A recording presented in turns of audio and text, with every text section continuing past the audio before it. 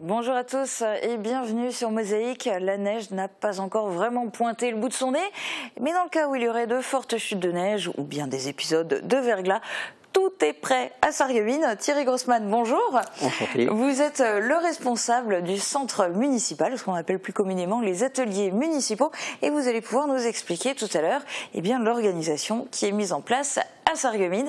Mais on commence évidemment cette émission avec notre jeu de Noël. Sandrine, coucou. Coucou. Et évidemment, on aimerait bien savoir ce qui se cache derrière ces gros paquets. Oui, on a dû même en mettre 2 tellement ils étaient grands. Alors on va le découvrir dans un instant, mais je vous laisse d'abord regarder la vidéo qu'il fallait partager aujourd'hui pour tenter de le remporter. Peut-être que vous allez même trouver des indices, regardez.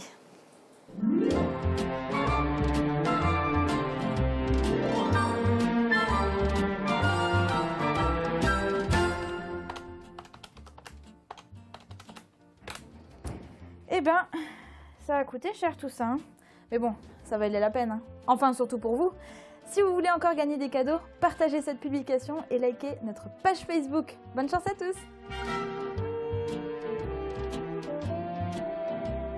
Je disais qu'on allait avoir des indices, ce ne sont pas des vrais indices parce que, ok, on sait que c'est cher. Ouais. Super, on a vraiment fait des beaux cadeaux cette année à nos téléspectateurs, à nos internautes. Mais du coup, c'est quoi?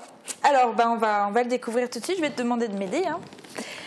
Et aujourd'hui, voilà, ce qu'il y avait gagné, c'est surtout pour gâter les gourmands. Il y a ici 3 lots de ballotins, alors 3 lots de 1 kg chacun de chocolat. Donc dans le ballotin du bas, il y a 1 kg de chocolat. Et au-dessus, vous avez encore une petite boîte avec des chocolats au praliné spécial Noël.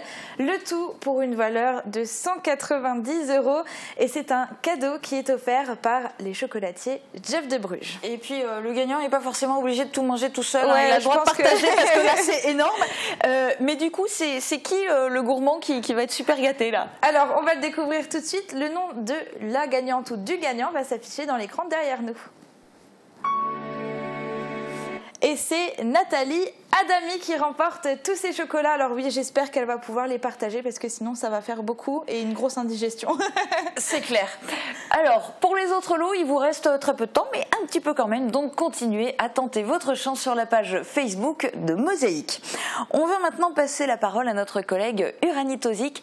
Elle est en duplex au Greta de Sarreguemines où il se passe une grande première. Bonjour Uranie, dis-nous tout. Bonjour Julia, alors oui, aujourd'hui c'est le premier jour de la première session formation CAP à la petite enfance au Greta. C'est une grande action donc de formation financée par le Pôle emploi et des financements européens EURES. Le but de tout ça, c'est de proposer 2 diplômes franco-allemands. Le premier donc le CAP petite enfance et le deuxième le méthodique didactique Qualifizierung avec notamment des stages des 2 côtés de la frontière de plus de 400 heures. Aujourd'hui, 8 personnes sont présentes et à terme des 6 mois de plus de 6 mois de formation, ils n'auront même pas besoin de faire donc l'équivalence de leur diplôme. C'est une démarche qui est intéressante quand on sait que du côté de l'Allemagne et de la Sarre surtout, il y a une volonté de rendre les gens bilingues. Donc on sait que ça passe notamment par l'apprentissage des langues dès la petite enfance. Et donc on sait que c'est un secteur qui recrute énormément du côté allemand notamment. Et oui, puisque c'est l'un des points forts de la Frankreich Stratégie. Merci Uranie, et puis on aura d'ailleurs un reportage complet qu'on va vous montrer prochainement sur Mosaïque. Mais pour le moment, on fait le tour de l'actu en 60 secondes. La belle Amélie Wensinger devient Miss Prestige Lorraine 2017. L'élection a eu lieu à Host, organisée par Valentine Jacques, la Miss Prestige Lorraine de l'an passé. Les 8 candidates ont assuré un show de plus de 3 heures. À 19 ans, l'élu du charme ira représenter la Lorraine le 13 janvier prochain au Théâtre de la Comédie à Saint-Étienne pour la finale nationale. 2 fois plus de colis à livrer par le centre de tri postal, c'est le rush à Woustviller. De 1200 colis jour en moyenne, on passe à 2500 colis, sans compter les 27 000 plis courriers traditionnels. Les 120 salariés font des heures supplémentaires et l'appel à l'intérim est renforcé. Les collégiens du Val-de-Sarre de Grosseblie, diplômés à 90%, la cérémonie fut relativement longue et c'est tant mieux.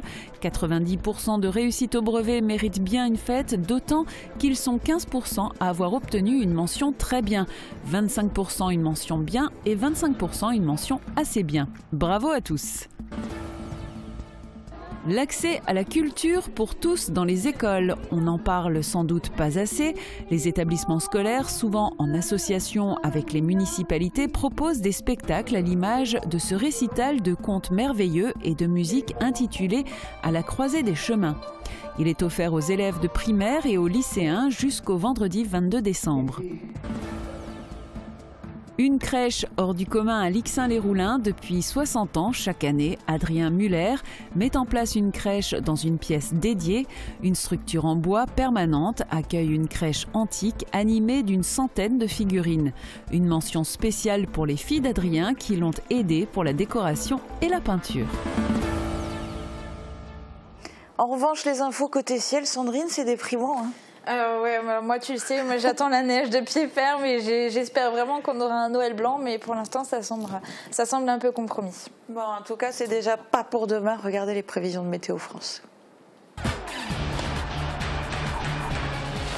Avec le Crédit Mutuel, partenaire des grands événements sportifs.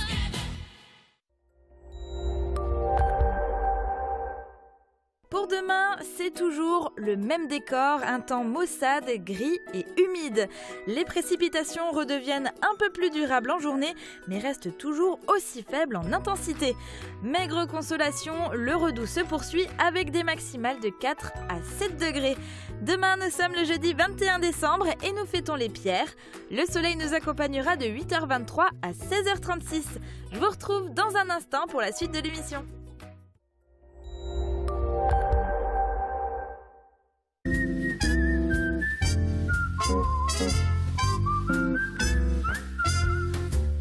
Oseo Cuisine, un service personnalisé avec des prix imbattables toute l'année. N'achetez pas votre cuisine sans passer par Oseo Cuisine.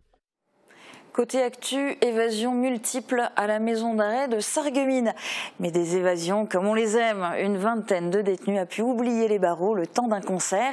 La musique est connue pour adoucir les mœurs. Les chants ont permis de briser la monotonie carcérale. C'est un reportage qui a été filmé au sein de la maison d'arrêt dans la chapelle, qui sert aussi de salle de muscu et qui s'est muée en salle de spectacle. Ils ne peuvent pas aller à des concerts, alors c'est la musique qui vient à eux. Mais quand on imagine un concert en milieu carcéral, on pense sans doute plutôt à du rap ou du rock.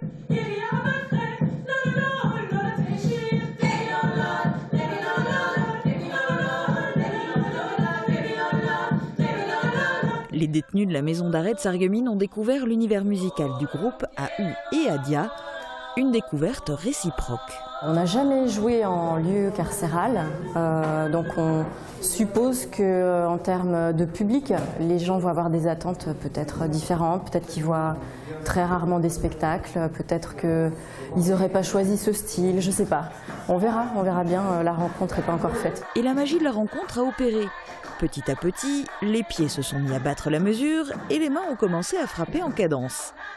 Pour les détenus, ça représente un moment de partage et de convivialité qui leur permet d'échanger aussi avec des personnels extérieurs de l'établissement et également de pouvoir se projeter pour une petite durée et une petite heure, on va dire, à l'extérieur des murs. C'est pour eux, on va dire, un moment d'évasion. Une évasion organisée par le SPIP, le service pénitentiaire d'insertion et de probation, qui invite 2 fois par an des groupes du Grand Est, en période de Noël et à l'occasion de la fête de la musique. Pour le SPIP, le but est de faire entrer la culture en milieu carcéral pour faire découvrir de nouveaux horizons aux détenus. Et cette fois-ci, c'était d'autant plus une évasion que le groupe AU et Adia a emmené les détenus en voyage dans plusieurs pays à travers des chants traditionnels en serbe, en bulgare, en roumain, en malgache, en kurde, en espagnol.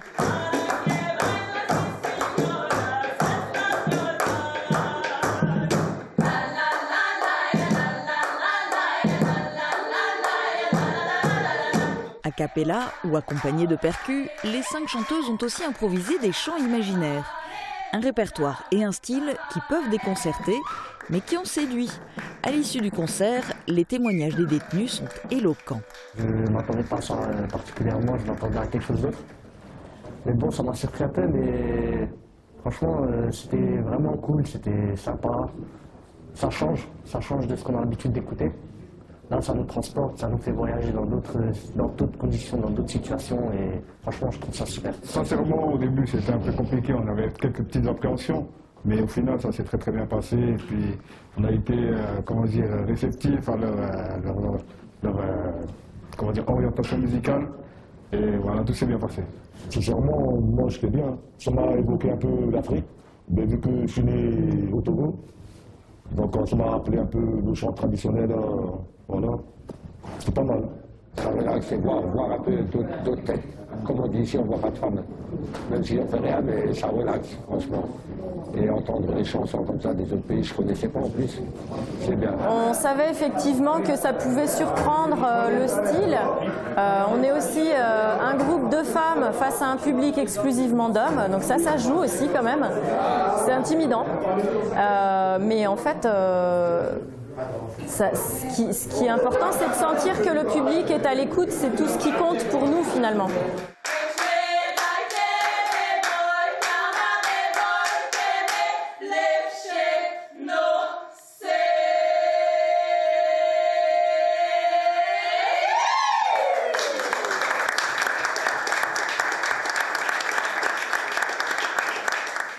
Après le chant, place à la danse. Il y en a une dont on ne parle pas assez, c'est la danse country.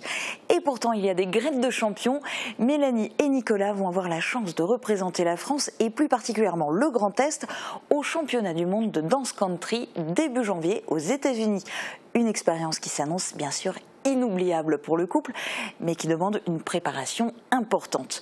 Uranie Tozic les a filmés pendant une de leurs répétitions. C'était au centre socio-culturel François Mitterrand de Sarralbe, où ils s'entraînent une fois par semaine. 1, 2, 3, 4 et 5, 6, 7, 8 et 1. Ils n'ont pas encore mis leur costume de scène, mais l'envie ne manque pas. Passionnés de danse depuis leur enfance, Mélanie et Nicolas entretiennent une belle complicité dans la vie, mais aussi sur la piste depuis septembre 2016. Après avoir essayé la danse moderne pour elle et le flamenco pour lui, c'est vers la danse country qu'ils se sont tournés. Aujourd'hui, les deux danseurs ont été sélectionnés pour le championnat du monde de danse country après plusieurs qualifications en Europe. On stresse un petit peu, c'est normal parce que c'est quand même un grand événement qu'on prépare depuis plus d'1 an maintenant. Mais après, faut garder espoir et se dire que de toute façon, on le fait pour nous, donc on n'a rien à perdre, quoi. Là, c'est les championnats du monde, c'est des concurrents qu'on ne connaît pas, qu'on n'a jamais vus, c'est retransmis sur Internet en direct, c'est un autre monde. Tout est plus grand là-bas. Pour cette compétition, 4 danses imposées en solo et 8 danses en couple doivent être réalisées devant le jury et sur plusieurs styles de musique comme le cha-cha, le tango, la valse, le funky ou encore le East Coast Swing, une variante du jive. Pour espérer être bien noté, mieux vaut veiller à la technique, au rythme et au côté artistique et émotionnel. Et les deux danseurs s'entraînent avec persévérance. On travaille et on se rend compte que ça paie parce que les notes s'améliorent, ça évolue. Nos profs nous disent eux-mêmes qu'ils voient une évolution, ils sont contents de nous. On joue plus sur le détail, sachant que cette fois-ci on se mesure un peu aux Américains, donc c'est pas vraiment les mêmes critères que les Européens au niveau de la notation. Ils sont très artistiques, ils sont beaucoup dans la démonstration et tout, donc on accentue toujours la technique, mais on met plus de présentation, plus de présence sur la piste. Il faut vraiment montrer qu'on est là et qu'on est fiers de représenter la France pour cet événement.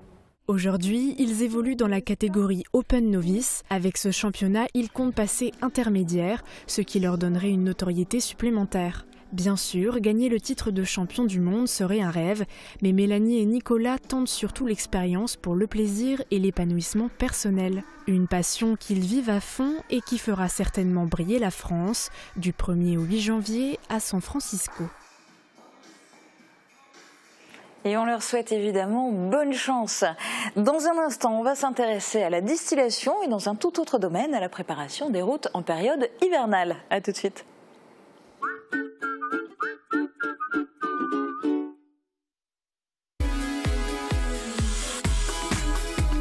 Chez Cuisine Schmitt à Sarreguemines, la liquidation, c'est maintenant. À partir du 15 décembre, profitez de 30 à 60% de réduction sur les cuisines équipées et l'électroménager. Toute l'équipe de Cuisine Schmitt est prête à vous recevoir, car tout doit disparaître. Le restaurant Le Victoria met un nouvel atout sur sa carte. Retrouver les produits de chez nous, faits par nos éleveurs. Les clients, amateurs de viande raffinée, pourront y déguster de purs produits du terroir. C'était un cochon qui était en voie de disparition et c'est devenu aujourd'hui une exception. C'est le top dans le cochon. Ils sont élevés et nourris au grain, fabriqués sur la ferme. Le bar-restaurant Le Victoria à Vitrain, une escale incontournable pour bien manger, se détendre, se dépayser. Eva ? Salut Zoé. Mais qu'est-ce que tu fais là? Je cherche un cadeau de Noël pour papa. L'esprit de Noël, le vrai, l'authentique, c'est celui que partage l'Union des commerçants de Sarreguemines. Jusqu'au 24 décembre, jouez avec nous et gagnez 150 places de cinéma, 1000 entrées à la patinoire et 5 week-ends romantiques pour 2 personnes. Pour les commerçants du centre-ville, c'est toujours un plaisir d'offrir.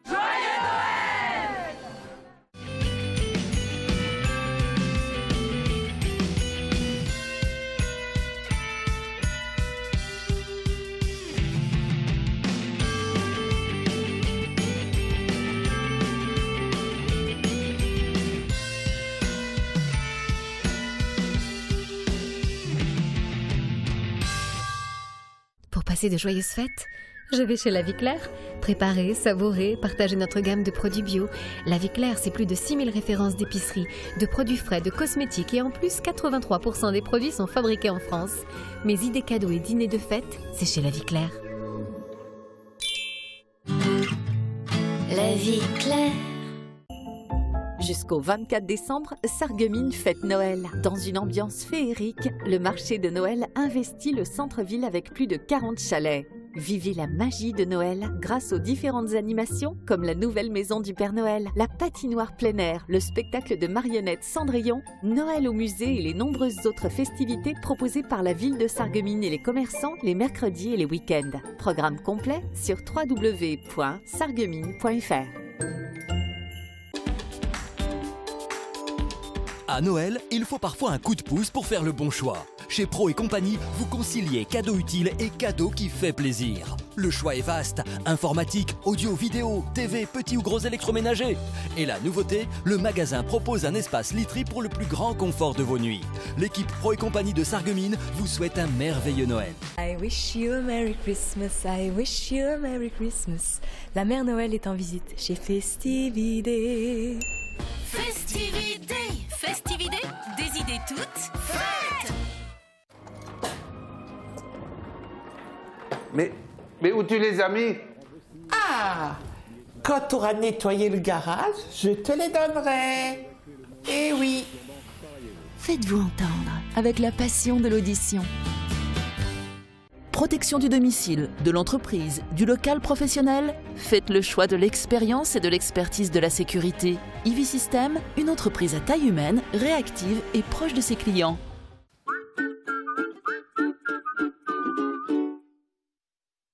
Mosaïque conte la belle et grande histoire de Noël d'hier à aujourd'hui. Les 22 et 24 décembre, entrez dans la magie des Noëls. Une émission festive, chaleureuse et solidaire qui touchera petits et grands.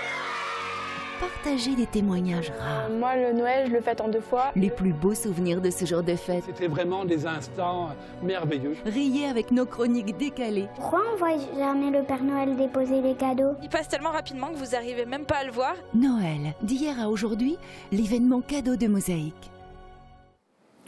Alors, notre émission de Noël, ça sera diffusé vendredi et dimanche. Pour le moment, on va parler indirectement de la météo. Thierry Grossman, pour le moment, il pleut. Mais en cas de neige, à Sarreguemines, tout est prêt? Alors, sachez qu'en ce moment, c'est vrai qu'il pleut. C'est une bonne nouvelle pour nous, je dirais. Mais sachez quand même que depuis le début de la période hivernale, nous sommes intervenus à 8 reprises et nous avons éparpillé, je dirais, 120 tonnes de sel sur les voiries sarguminoises. Parce qu'il y a une intervention évidemment quand il y a de la neige aussi pour déblayer, mais en amont, en prévention, essentiellement du sable, du sel, vous épandez quoi? Alors bien sûr on épand toujours du sel, mais il faut savoir qu'au départ pour la viabilité hivernale il y a quelque chose qui est très important, c'est le responsable d'astreinte. Le responsable d'astreinte c'est un acteur majeur dans le processus. Il faut savoir que le responsable d'astreinte c'est tout simplement un responsable technique qui est en charge de l'ensemble des situations d'urgence techniques que l'on peut rencontrer sur la collectivité, et dans ce cadre-là il a également en charge la viabilité hivernale. Donc voilà, c'est lui qui s'occupe de ça. Alors c'est lui qui suit bien sûr de très près la météo, et c'est lui qui prend sa casquette, je dirais, de patrouilleur le matin, qui se lève très tôt, 3h, voire 3h, 4h du matin, et qui donc parcourt les voiries sarguminoises. Qui va un petit peu inspecter. C'est lui du coup qui a la lourde responsabilité de décider ce qu'on met ou pas en œuvre, c'est ça? Tout à fait, c'est lui qui, après avoir fait un circuit bien précis, peut exactement dire, voilà, donc dans ce cadre-là, on sort 2 véhicules, 4 véhicules, ou l'ensemble du dispositif. Donc c'est lui qui est décisionnaire à ce niveau-là, oui, qui en tient aussi la responsabilité s'il y a un problème. Alors, vous disiez qu'il décide de déployer un certain nombre de véhicules.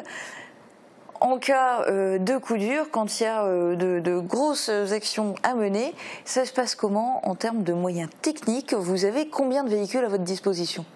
Alors, savoir qu'au jour d'aujourd'hui, en principe, nous disposons de 4 véhicules poids lourds équipés d'une lame de déneigement et d'une saleuse d'une capacité entre 3 et 4 mètres cubes. Ensuite, ce sont 4 véhicules qui ont chacun son secteur, qui couvrent la totalité de la collectivité. À côté de cela, nous avons donc également 2 tracteurs et un quad équipé également d'une lame de déneigement et d'un cône de salage qui œuvre dans des voiries plus étroites. Ensuite, nous disposons d'une balayeuse de rue que l'on peut transformer pour la viabilité hivernale. Donc c'est ce véhicule-là qui fera le centre-ville, l'hypercentre. Et pour terminer, je dirais que nous avons aussi 4 véhicules BTP, donc ce sont des camions bennes que l'on utilise pour le transport du sel qu'il faut ramener aux différents endroits. Quelle dose de sel pour un hiver? Alors je ne sais pas s'il y a une dose moyenne, parce que ça dépend des hivers, ça dépend de la quantité de neige, du nombre de fois où il va neiger. Alors il faut savoir qu'un hiver n'est pas comme l'autre. Nous avons épandu, je dirais, sur les 15 dernières années, le minimum était de 150 tonnes, le maximum de 800. Donc il est clair que nous ne faisons pas la météo, ce n'est pas nous qui décidons, bien sûr. Et une autre règle que nous avons, effectivement, c'est de mettre bien sûr sur nos voiries le moins de sel possible. C'est nous qui définissons au départ la quantité de grammes, donc 10 grammes au mètre carré, 20 grammes, 30 grammes. Ça c'est fonction de l'enneigement, du verglas qu'on peut rencontrer éventuellement. Voilà. Et sur quelle superficie? Parce que du coup, vous vous occupez du territoire de Sarreguemines. Exactement. Donc nous œuvrons sur les 80 km de voirie communale. Nous avons également un partenariat, je dirais, une convention avec la communauté d'agglomération pour le déneigement des 10 km de voirie communautaire. Donc ce sont les zones artisanales, les zones commerciales, les zones industrielles. Voilà, c'est ce que nous faisons en principe. Ensuite, il y a tous ces parkings, il y a les trottoirs, etc. Et vous êtes combien de personnes pour faire tout ça? Alors, nous sommes en totalité, avec le responsable d'astreinte, 17 agents qui œuvront pour le déneigement. Alors, ce sont bien sûr 17 agents qui sont en astreinte de viabilité hivernale durant toute la semaine. Ils sont d'une semaine à l'autre, chaque fois il y en a d'autres. Et c'est ceux qu'on peut appeler 7 jours sur 7, 24 heures sur 24.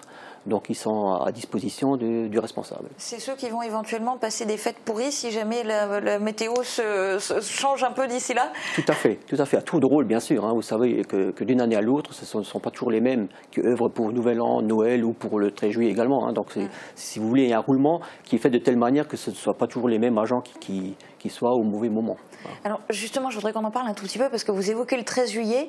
C'est vrai que souvent, quand on pense à vous, c'est qu'en période hivernale, quand il y a des risques de neige, de verglas, alors qu'en fait, vous avez évidemment du travail toute l'année. Alors le reste de l'année, ça consiste en quoi votre travail? Comme dit, le reste de l'année, l'astreinte, c'est une situation d'urgence technique. Donc ça regroupe aussi tout ce qui est manifestation. Le 13 juillet, vous savez que depuis 2 ans, nous sommes tenus à sécuriser la ville, le centre-ville. Hein. Donc vu l'afflux de population, nous devons vraiment mettre en place donc, les blocs béton que vous avez pu voir par ailleurs, sécuriser l'ensemble de la ville. Ça sous-entend également mettre en place un certain nombre d'agents qui sécurisent la ville, qui sont là et qui ferment les entrées de ville. D'accord, donc du travail toute l'année et puis vous vous relayez. Ça va, tout le monde le vit bien, tout le monde est prêt pour les fêtes malgré tout. Tout à fait, oui. Ok, tout le monde est prêt. Et ben on vous souhaite en tous les cas une bonne continuation et puis merci beaucoup pour vos précisions. On change maintenant radicalement d'univers, on va s'intéresser à la distillation. À Putelange, elle se fait en 2 temps avec un alambic à l'ancienne. Rencontre avec des passionnés qui se sont levés tôt pour mettre en bouteille les mirabelles et les pommes du verger. C'est un reportage d'Uranie Tozic dans les locaux de l'association des arboriculteurs. Verre à la main et casse-croûte préparés, la journée s'annonce longue mais conviviale. Debout depuis 6 h du matin, ces membres de l'association des arboriculteurs de Putelange-au-Lac ont débuté les premières distillations de la saison. Tout d'abord, les fruits sont ajoutés et chauffés à 65 degrés. Les vapeurs qui s'en dégagent donnent un liquide appelé le raffin. Afin d'atténuer le taux d'alcool, celui-ci est versé une seconde fois dans le fût pour obtenir le schnapps. Une opération très longue avec cet alambic à 2 passes qui n'empêche pas pour autant de fabriquer un très bon produit. Les arômes, ils restent bien fixés quand on fait couler le schnapps. Donc le goût du schnapps, mirabelle ou autre, reste, je trouve, reste comme il faut dans le schnapps. Tandis qu'un alambic, une passe, je trouve que les arômes disparaissent petit à petit sur le temps. L'investissement s'élève à près de 25 000 € pour un alambic plus moderne à 1 passe. Un futur projet pour les arboriculteurs, mais encore trop onéreux. Malgré tout, l'association progresse puisque dès l'année prochaine, elle fera l'acquisition d'un broyeur, d'un pressoir et d'un stérilisateur. Du matériel pour la préparation des fruits avant distillation, mais pas seulement. Il servira aussi pour les particuliers à la maison, pour faire du jus de pomme maison chez eux, tranquillement, parce que bien souvent on a des pommiers et on ne sait pas trop quoi en faire, donc ça servira pour éviter de faire du gâchis de fruits et de réapprendre à manger, à boire des jus de fruits un petit peu plus sainement, quoi. Pour ces distillations, mieux vaut s'y prendre en avance car c'est une activité très réglementée. Il faut d'abord prendre rendez-vous auprès du président de l'association 1 mois en avance. Et donc on leur dit, ben voilà, on veut distiller tel jour. Et par contre, après, il faut aller aux douanes, se déclarer. Donc on a des papiers ici et à tout moment, les douanes ils peuvent venir nous contrôler. C'est minimum 1 mois avant. On leur dit tel jour on distille et après voilà, on leur dit si on distille de la pomme, de la mirabelle et eux ils calculent, on paye. Les tarifs vont de 8 € pour les premiers litres à 17 € au-delà des 10 litres. Au total, 300 kg de mirabelle et 5 kg de pommes auront été utilisés en une seule journée. Mais les membres de l'association ne sont pas encore au bout de leur peine. Il faut encore patienter et surveiller la préparation jusqu'à très tard avant d'espérer pouvoir y goûter. Et puis goûter, mais évidemment avec modération. Allez, on passe à la question du jour qui vous était proposée sur la page Facebook de Mosaïque. Le gérant du commerce en ligne Amazon lance aux États-Unis une serrure connectée commandée à distance couplée à une caméra. Le tout pour permettre à un livreur d'entrer dans votre domicile durant votre absence pour vous déposer un colis. Que pensez-vous de ce système? Seriez-vous prêt à laisser entrer le livreur chez vous? Répondez-nous dans les commentaires. Alors Sandrine, tu l'avais déjà résumé là dans la vidéo, mais quand même, avant de nous dévoiler les commentaires des internautes, j'aimerais que tu nous expliques un peu plus concrètement. Ça veut dire un étranger qui vient à la maison? C'est un peu ça. Alors, dans un premier temps, c'est un outil qui est dédié vraiment à ça, à servir aux livreurs pour qu'ils puissent justement déposer les colis chez vous directement pour nous éviter, en fait, nous, d'aller les récupérer au bureau de poste ou dans un point relais. Mais en plus de ça, Amazon imaginait aussi une deuxième utilisation qui permettrait à tout le monde de rentrer chez vous. C'est-à-dire que si vous avez de la famille, des amis qui veulent passer et que vous n'êtes pas là parce que vous êtes en retard ou retenu au travail ou quoi que ce soit, vous pouvez aussi leur ouvrir la porte à distance. Alors en fait, le pack est composé d'un verrou pour la porte, donc avec un digicode, donc avec un code que vous pouvez mettre et partager, je pense, aux personnes de confiance, imaginons, mais qui est aussi connecté à votre téléphone. et qui vous permet de vous envoyer des alertes quand quelqu'un est devant votre porte ou voilà, veut l'ouvrir ou quoi que ce soit. Et il y a aussi une caméra qui est comprise dans le pack, qui est installée chez vous, qui fixe la porte et qui vous permet de voir aussi en temps réel ce qui se passe, si le livreur a bien déposé votre colis ou si, enfin voilà, voir ce qui se passe à partir du moment où la porte est ouverte et que vous puissiez vérifier ce qu'il y a chez vous. Vérifier ou hurler. C'est ça. Parce que du coup, alors c'est censé être sécurisé, il y a tout ce système de code, de verrou électronique, de caméras, etc. Est-ce que ça a vraiment été suffisant pour rassurer nos internautes? Pas du tout. Alors personne n'est prêt à aller installer ce système chez eux. Virgile nous dit bien sûr, bien sûr, pardon, et pendant qu'on dort ou que je suis sous la douche tant qu'on y est, n'importe quoi. Laura nous dit avoir une inconnue qui rentre chez moi comme s'il était chez lui, c'est une idée qui me fait assez peur. Quand j'ai un livreur qui sonne, il ne passe pas les 2 pieds chez moi, alors le laisser entrer pendant que je suis absente, non merci. À la place, il pourrait par contre élargir les horaires de livraison justement pour les personnes qui travaillent en journée. Et René nous écrit équiper un cabanon de ce système, pourquoi pas, ce serait du coup une grande boîte aux lettres, mais accéder au domicile, non, parce qu'une fois détournée, cette technologie laissera entrer plus facilement les cambrioleurs. Et la dernière raison évoquée par nos internautes, ce sont les animaux. Alors évidemment, quand ils ont peur que en entrant, le livreur laisse échapper les animaux ou alors pire qu'ils se fassent mordre. Et ce qui pose quand même vraiment problème, c'est surtout la notion d'intrusion d'un inconnu en fait qui dérange beaucoup les internautes. C'est clair. Enfin, moi personnellement, en tout cas chez moi, c'est hors de question un système pareil. Merci Sandrine pour ces précisions. Merci encore d'avoir été avec nous aujourd'hui. On vous laisse retourner avec votre équipe à la gestion des routes parce qu'on en a tous besoin, surtout en période de fête, pour pouvoir nous rendre dans les différents endroits où on est invité ou pour recevoir nos invités. C'est la fin de cette émission. Très bonne journée à tous. À bientôt.